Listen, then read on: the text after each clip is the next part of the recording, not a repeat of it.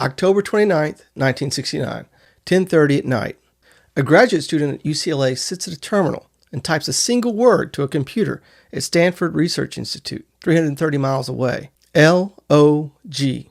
The system crashes. They fix it. Try again. This time it works. That was the first message ever sent over what would become the internet.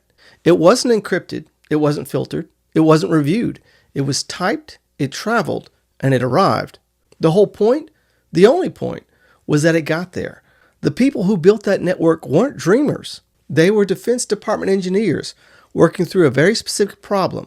How do you build a communication system that survives a nuclear strike? If one node gets destroyed, the message finds another path. If that path is gone, it finds another. The system was designed around a single, non-negotiable requirement: delivery. Not fast delivery, not pretty delivery, delivery. They called the method packet switching. A message gets broken into small pieces, each piece tagged with where it's going, and then sent across the network by whatever route is available. The pieces travel independently and reassemble at the destination. No single cable, no single path, no single point of failure. The network's job was to get your message through regardless of what stood in the way. That logic was then built into email.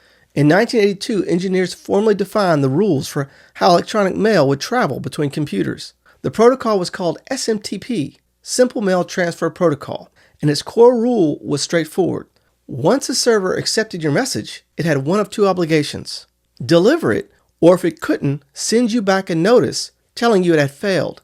Those were the only two options the protocol recognized. There was no third option, no provision for a message to simply vanish.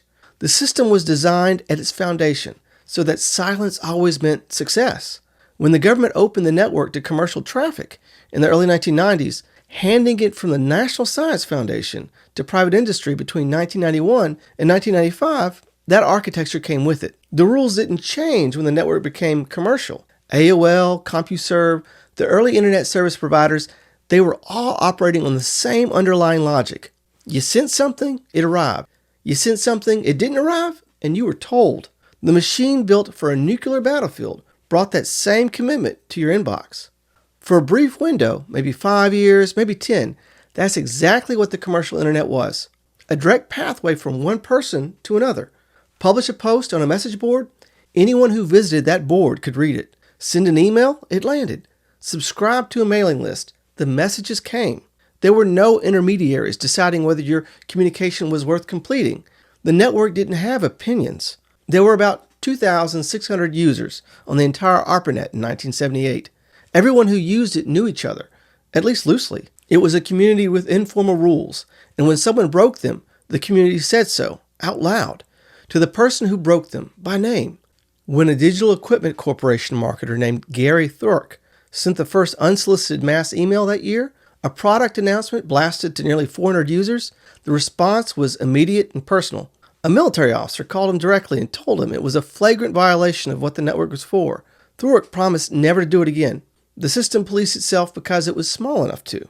But that would not last. The open world of the commercial internet. Gary Thork kept his promise. For 15 years, roughly, the network stayed small enough that the promise meant something.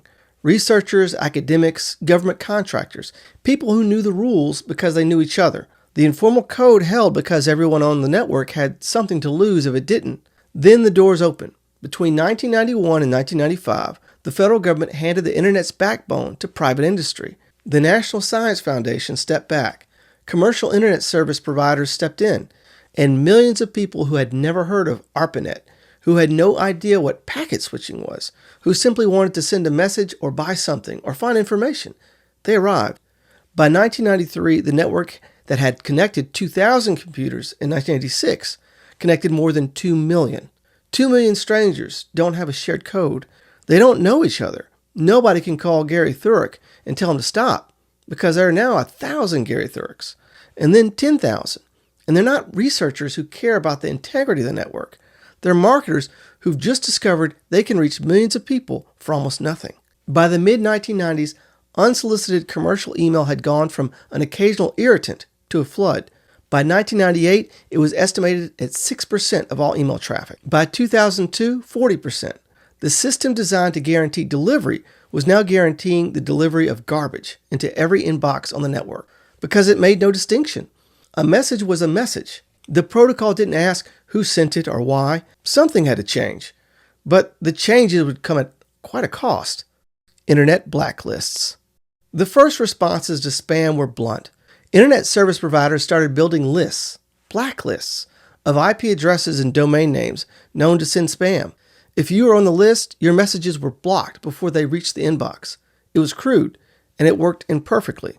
Legitimate senders ended up on blacklists. Spam still got through, but here's what mattered about this period, and what would be lost later. If your message was blocked, you were told. The original protocol's requirements still held at the edges. A bounce message came back. An error notification arrived. Something indicated that the communication had failed to complete. You might not know exactly why, but you knew. That transparency, imperfect as it was, preserved something essential. Both parties to a communication still operated with the same basic assumption they always had, that silence meant success, and that failure announced itself. The filter was a new gate, but it had a sign on it. Then the volume kept rising, and the blunt instruments kept failing, and the engineers went looking for something smarter. What they found would change everything, not because it was malicious, but because it worked. Blacklists expand to zero privacy. In 2002, a programmer named Paul Graham published a paper describing a new method of filtering email. Instead of maintaining static lists of bad senders, his approach analyzed the content of the message itself. It calculated the probability that a given email was spam based on patterns, word choices, structures, combinations of signals, and it learned. The more mail it saw, the better it got. The filter wasn't reading a rule book. It was making a judgment. That distinction sounds technical, but it isn't. It's the difference between a law and a discretion. A blacklist is a law. It states a rule. This address is blocked. You can see the rule. You can challenge the rule. You can be removed from the list. The early ISPs, recognizing the imperfection of their blunt instruments, even created formal channels for legitimate senders to appeal, whitelisting programs, postmaster contacts, dispute processes. Imperfect, adversarial at times, but present.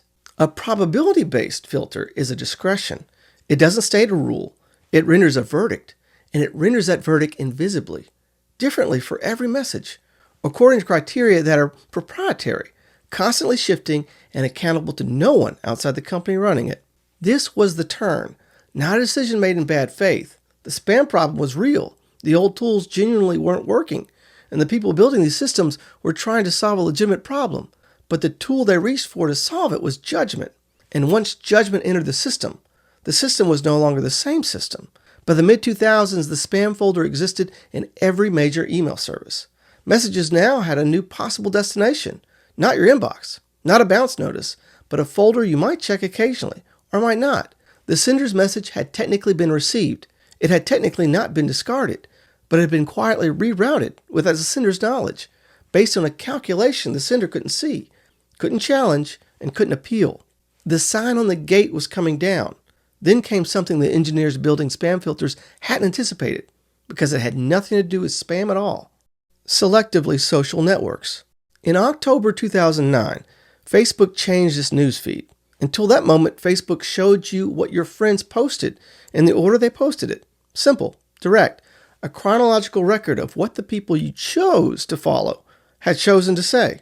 The logic was identical to the original internet. If someone sent something and you already said you wanted to receive it, you received it. Facebook's engineers called this new system EdgeRank. It scored every post coming into your feed based on how many likes it had received, how many comments, and how much you had previously interacted with the person who posted it. And then it decided what you saw. Not everything your friends posted, but rather what the algorithm had determined you were most likely to engage with. The company's own announcement described it as making the news feed work like your own personal newspaper, the front page showing you the most interesting stories, so you wouldn't have to worry about missing important stuff. But read that slowly. The people you followed had decided what to say. Facebook had decided whether you heard it, and they framed that substitution of their judgment for yours as a service, a convenience, something done for you. By 2011, the model was fully in place across Facebook. By 2016, Instagram and Twitter had followed. The chronological feed, the direct pathway, was gone across nearly every major platform, replaced by a ranked feed that no user had asked for and no user fully understood. The spam filter and the social media algorithm look like different problems, but they aren't. Both inserted a judgment layer between sender and receiver. Both justified it as protection or improvement, and both produced the same result, a system in which a communication could be made and received and processed and still not arrive. What the spam engineers of the 1990s had built reluctantly, out of necessity, Facebook built deliberately for engagement and then for revenue, because a feed you can't predict keeps you scrolling, and the longer you scroll, the more ads you see. The gate now had no sign at all. Subscribers in name only. There's a word YouTube uses to describe what happens when you upload a video. They call it a release. It sounds like a publishing act, something sent out into the world, something that once released travels. It doesn't work that way. When a creator uploads a video, YouTube first shows it to a small group, primarily some existing subscribers and people who have recently watched similar content. During that window, the platform monitors whether viewers click on it and whether they keep watching once they do. If the video doesn't generate sufficient engagement from that initial test group, distribution stops there. The creator is not told what threshold was required. The creator is not told how close the video came. The creator is not told anything except, eventually, that the numbers are low. The subscribers who didn't see it were not informed it existed. YouTube's explanation for this system is consistent and reasonable sounding.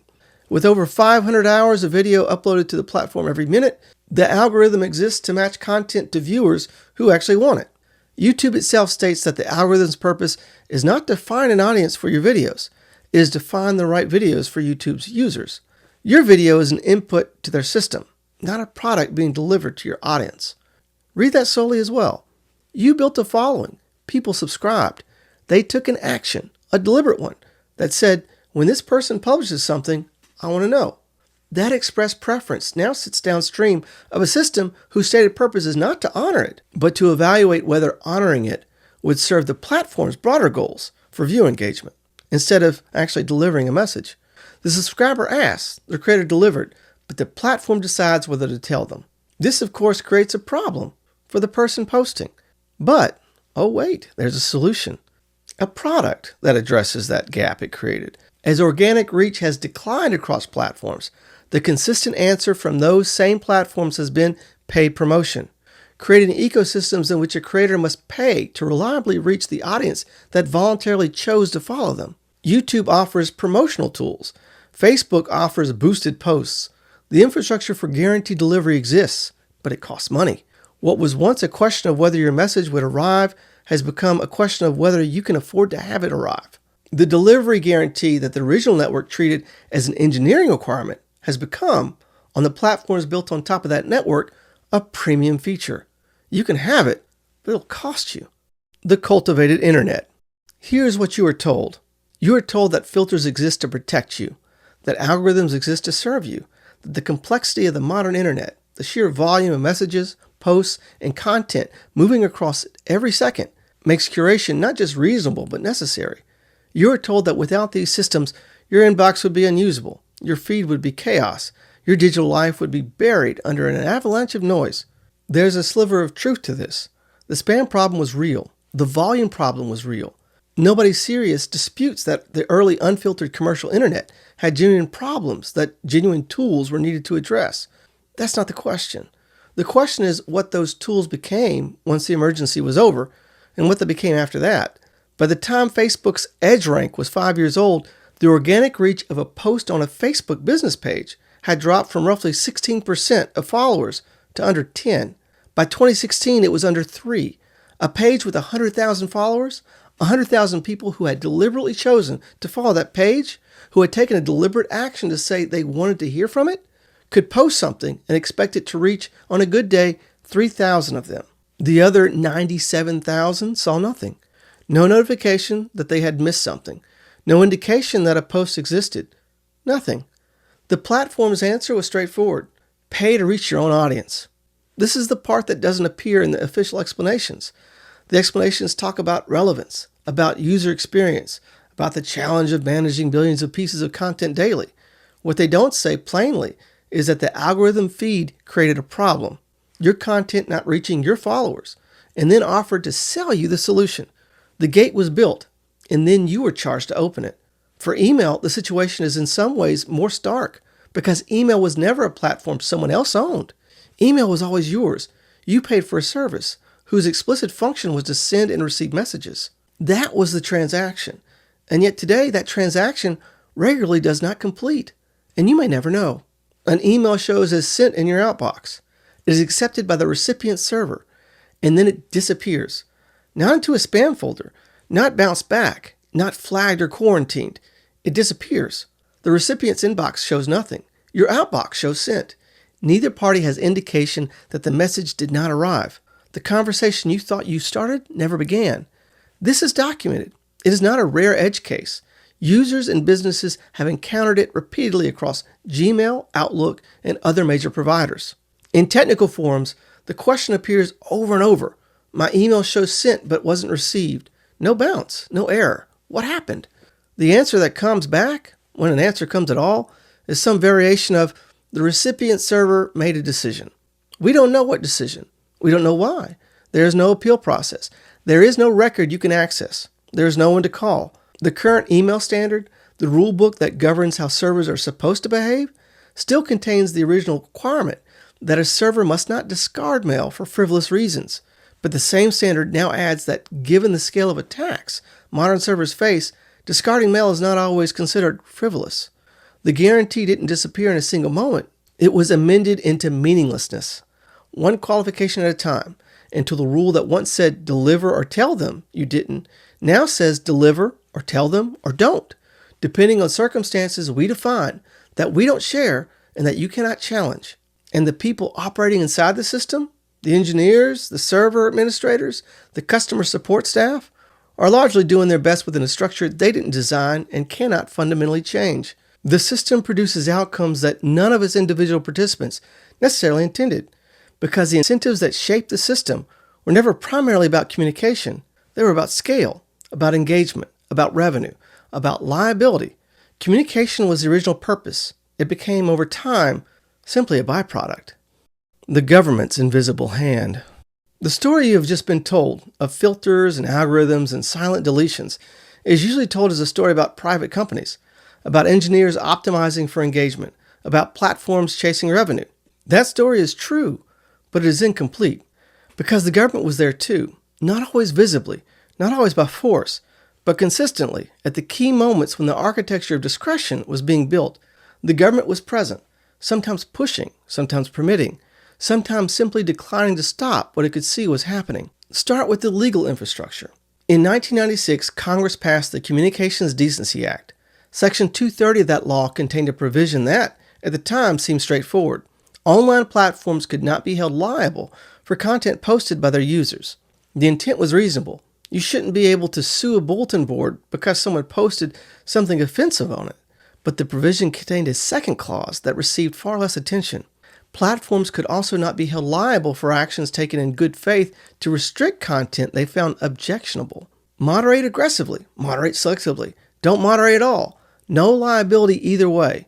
The legal framework that governed the entire internet said in effect, whatever you decide to do with someone's communication, we will not hold you responsible for it. You can deliver it, you can bury it, you can make it disappear. Good faith is the only standard, and you define good faith yourself. That was not an accident of drafting. It was a choice, and it foreclosed for decades any serious legal argument that a platform owed its users anything resembling a delivery obligation. Congress built the conditions, the engineers built the infrastructure, and the architecture of discretion had, now, the implicit blessing of federal law. Then came the national security apparatus. After September 11th, the government didn't just want to monitor communications. It wanted leverage over the systems that carried them, the legal instruments that followed. The Patriot Act, the FISA Amendments Act, required telecommunications carriers and internet companies to provide access to communications data. What is less often discussed is what those requirements created as a side effect. A class of companies with deep, institutionalized experience in processing communications invisibly, in evaluating messages, in making determinations about them that neither sender nor recipient would ever know had been made. The surveillance infrastructure and the filtering infrastructure were built in parallel by some of the same engineers inside some of the same companies. The muscle memory was the same. A message arrives, a determination is made, the determination is not disclosed. That workflow didn't stay in the National Security Division. It became, over time, the default assumption of how the whole system worked. And then there were the quieter interventions, congressional hearings in which executives from major platforms were asked repeatedly about algorithmic suppression of certain content, and in which the consistent response was a commitment to transparency that never fully materialized, met with a consistent congressional response of accepting those commitments and just moving on. Regulatory agencies that had the theoretical authority to define what a communication service owed its users, and that declined year after year to exercise it. Federal trade commissioners who asked whether algorithmic manipulation of content delivery might constitute an unfair trade practice, and were told eventually that the question was too complex and too novel to answer quickly. The government didn't build the spam folder. It didn't write EdgeRank, but it built the legal environment in which those things could exist without obligation, and it built the surveillance infrastructure that normalized the invisible processing of communications. And then it declined at every opportunity where intervention was possible to say plainly what the system owed the people who used it. The private companies filled the space the government left. They filled it with their own interests, which were not your interests, and which the law did not require to be. The government knew this was happening. There were reports, there were hearings, there were commissioners and senators and staffers who understood exactly what the architecture of discretion meant for ordinary communication. They chose not to call it a problem. Or rather, and this is the part that is easy to miss, some of them found it useful. A system in which communications can be quietly filtered without either party knowing is, from a certain angle, not a failure of infrastructure. It is infrastructure. It can be used, and it has been used. The evidence is fragmentary and contested and frequently denied, but the pattern it traces is consistent. At moments when information the government found inconvenient was spreading, the channels through which it spread became less reliable, not shut down, not censored in any way that could be pointed to or challenged, just quieter, less visible, arriving less often than it was sent. The original network was built to survive a nuclear strike by having no single point of failure. What was built on top of it achieved something almost opposite: 1,000 small points of discretion distributed across private companies, insulated by law, normalized by familiarity, that together add up to a system in which no message is guaranteed to travel the distance between the person who sent it and the person it was sent to. Section 230 removed the obligation. The surveillance apparatus normalized the invisible processing, and at each step the government was not a passive observer watching a system evolve in ways it hadn't anticipated. It was a participant, sometimes a reluctant one, sometimes an eager one, but always present, shaping the legal and institutional landscape in which the architecture of discretion became not just possible, but inevitable. No law requires an explanation. That is not a description of a communication system. It is a description of a system in which communication appears to occur only with a third party determining if it actually happens. The original network, the one built in a Defense Department lab in 1969, the one whose entire architecture was organized around the non-negotiable requirement of delivery, would not recognize what has been built on top of it. The packet still travels. The server still hums.